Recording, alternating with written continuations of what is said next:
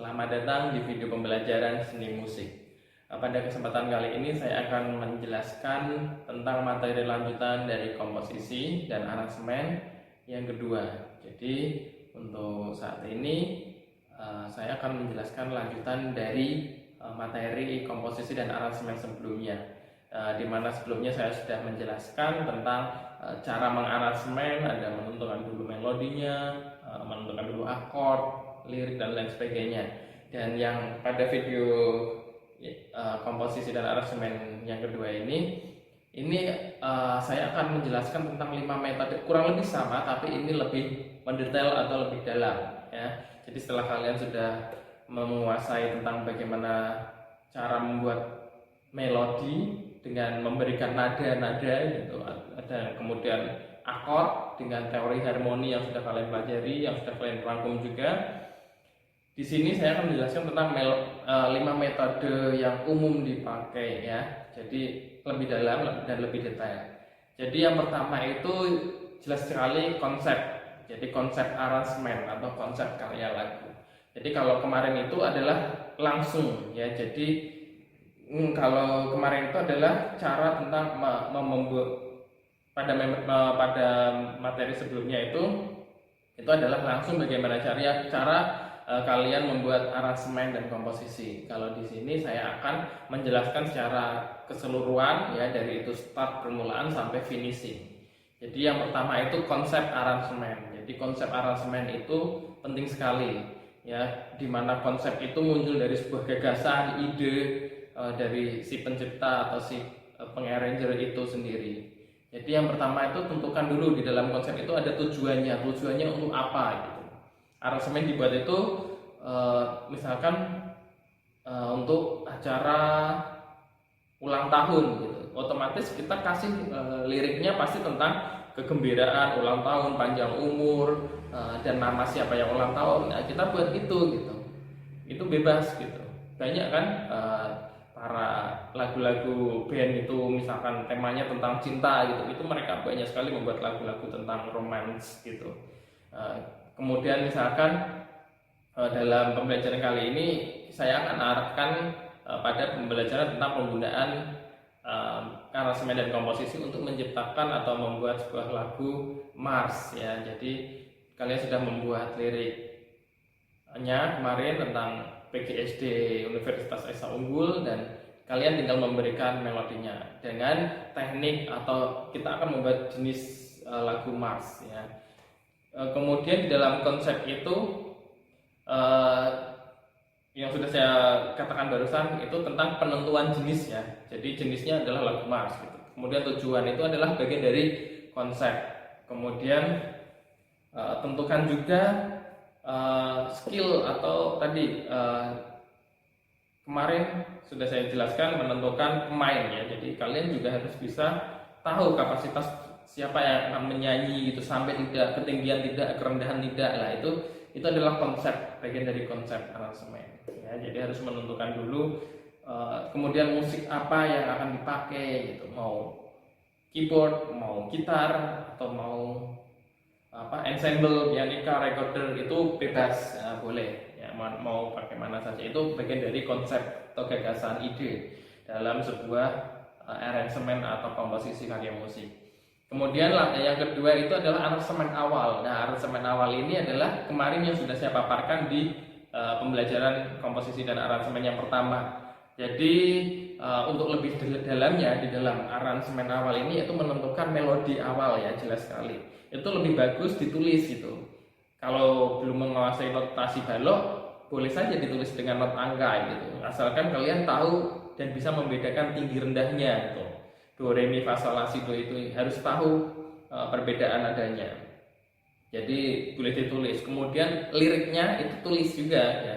Itu di aransemen awal itu kalian harus menulis notasi lirik ya. Kemudian nuansanya mau bagaimana, riang, gembira atau sedih ya, karena ini kita arahkan ke Mars, maka buatlah yang riang, gembira. Kemudian penentuan tempo, dinamika seperti apa gitu ya, ritme, ketukan, itu adalah di aransemen awal. Makanya kami di pertemuan pertama dan kedua itu saya kasih kalian materi masih teori musik, itu adalah fondasi untuk ke depan. Bahkan ini tidak hanya terpakai pada kelas ini saja gitu. Saya yakin ini akan terpakai ketika kalian sudah menerapkan di sebuah pembelajaran, atau suatu saat nanti kalian sudah menjadi guru, kalian pasti akan berkecimpung dengan yang namanya aransemen, melatih siswa SD dan lain sebagainya pasti. Jadi kalian dengan ilmu yang saya berikan, yang saya bekali ini, kalian bisa memanfaatkannya. Jadi kalian bisa menerapkannya untuk ketika kalian sudah di dunia kerja atau di dunia pendidikan nantinya. Kemudian yang ketiga, tadi setelah konsep awal kalian sudah dapat, kemudian aransemen awal, yang ketiga itu menciptakan ide baru. Nah, di dalam ide baru ini kaitannya dengan akord-akord yang ada ya. Jadi misalkan variasi akordnya mau kemana gitu, mau ke minornya atau ke mayornya, lah itu pengembangan lagi. Ini lebih dalam lagi ya. Ini kalau makanya kalian perdalami lagi modul teori musik, itu pasti akan bermanfaat dan sangat membantu pasti. Ya, kemudian dari situ pengembangan atau memberikan variasi seperti apa. Nah, atau pengulangan, nanti bait pertama diulang 2 kali atau mungkin setelah itu akan ke ref. Nah, itu adalah ada di menciptakan ide baru. Jadi yang pertama tuh sudah ada dulu tuh, sudah tersusun dulu melodi, nada, akordnya juga, liriknya juga. Nah, setelah itu sudah jadi ya, itu masih data mentah gitu. Kemudian kalian analisa, kalian dengarkan kembali, pasti akan muncul ide-ide baru. Ya, jadi menciptakan ide baru biar lebih menarik dan enak didengar karya kalian. Kemudian yang keempat itu aransemen lanjut. Nah, dari aransemen lanjut ini tentang bagaimana menghasilkan aransemen yang benar-benar layak untuk di-share ke orang lain gitu. Orang lain bisa menikmati lagu yang kalian buat, kemudian bisa terpakai gitu. Nah, itu adalah aransemen lanjutnya. Nah, kemudian kalian merespon ide-ide baru lagi. Jadi satu langkah sebelum ini kan tadi menciptakan ide baru. Setelah semua sudah finish tuh sampai ide baru, di tahap aransemen lanjut ini pasti kalian akan muncul sebuah respon ya. Itu kan stimulusnya itu dari lagu yang sudah kalian ciptakan atau yang sudah kalian aransemen. Nah, dari situ kalian dengarkan nanti akan secara tidak sadar, mungkin di alam bawah sadar kalian itu akan memunculkan ide bahwa di situ akan berasa, oh ini kok kurang tinggi ya, ini kurang rendah, atau oh ini kurang satu nada, oh ini kok fals sedikit ya, ini akordnya kok bagusnya seperti ini ya sebenarnya ya. Nah, itulah yang namanya aransemen lanjut gitu. Jadi sebenarnya itu di dalam tadi finishnya menciptakan ide baru sudah finish, aransemen tadi ketika aransemen lanjut ini justru kalian karya kalian itu semakin mantap gitu, semakin matang, semakin halus, semakin kalian benar-benar yakin bahwa oh ini kayaknya ini yang pas tuh kayak gini. Bahkan ritme pun bisa berubah. Jadi di tahap aransemen lanjut ini bisa saja lagu itu bisa berubah drastis 100% dari aransemen awal. Jadi kalian sudah buat aransemen awal, tapi kalian merasa bahwa di tahap aransemen lanjut ini kalian merasakan bahwa ini kok nggak cocok ya, ini kok nggak enak ya, ini nggak pantas ya. Nah, bisa saja berubah 100%. Apakah itu terjadi? Sering. Di saya sendiri itu sering terjadi. Itu tidak menutup kemungkinan akan berubah terus gitu. Makanya step-step itu perlu dilaksanakan sesuai prosedurnya gitu. Akan menciptakan sehingga mampu menghasilkan karya musik yang benar-benar itu bagus gitu, bahkan bisa menjual gitu. Dan yang terakhir itu adalah tahap evaluasi dan revisi. Nah, aransemen lanjut itu katakanlah itu kalian merasa sudah matang itu karena sudah berubah, bahkan bisa berulang berkali-kali. Tapi itu juga akan ada tahap yang namanya evaluasi dan revisi. Nah, evaluasi dan revisi ini itu dilakukan dengan cara sama kurang lebih ya, dan dengan prosedur sebelumnya, yaitu dengan mendengarkan berulang-ulang sampai benar-benar kalian paham. Gitu. Kalian merasa bahwa kalian dapat paham materi lagunya seperti apa, terus kalian juga mengevaluasi bahwa lagu yang kalian ciptakan ini tersampaikan tidak ke pendengar gitu. Nah, itulah ketika kalian merasa bahwa oh kok belum tersampaikan ya, perasaan sudah bagus ya, tapi belum tersampaikan. Nah, inilah saatnya kalian merevisi. Revisi di sini pun tidak harus total dari awal gitu. Seperlunya saja. Kalian membuat itu lagu semakin bagus ya di dalam evaluasi dan revisi. Dan saran saya ketika pada tahap evaluasi dan revisi ini adalah tahap terakhir ya. Dan saran saya kalian sharing ke teman gitu. Jadi kalian tunjukkan rekaman kalian ini ke rekan kalian, baik itu yang tahu musik atau tidak tahu tentang musik gitu, boleh saja gitu. Mereka pasti tahu kok, bisa membedakan. Oh ini bagus ya, ini sudah.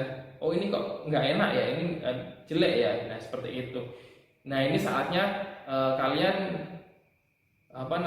meminta teman kalian untuk menilai gitu. Nah ini di tahap evaluasi dan revisi. Jadi di tahap sebelumnya itu hanya sebatas di benak kalian sendiri yang menciptakan, menghasilkan, merubah gitu. Tetapi ketika sudah tahap yang terakhir evaluasi dan revisi, izinkan rekan kalian yang menilai. Bahkan ketika karya tersebut sudah bagus dan layak diapresiasi, itu artinya karya kalian, aransemen kalian, ciptaan kalian memang sudah jadi dan memang layak untuk siap disuguhkan atau di-share gitu. Hingga saatnya karya kalian itu bisa didengarkan banyak orang, bahkan bisa menjual.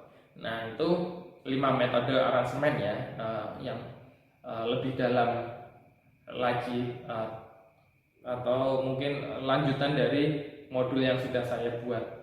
Ini di dalam video pembelajaran ini juga saya sertakan modulnya, jadi silahkan kalian pahami lebih lanjut, kalian baca agar lebih paham ya. Semoga di aransemen dan komposisi yang kedua ini kalian sudah bisa menghasilkan sebuah karya musik, walaupun itu sederhana, itu tidak apa-apa, tapi itu sudah bagus ketika kalian sudah bisa mencoba ya.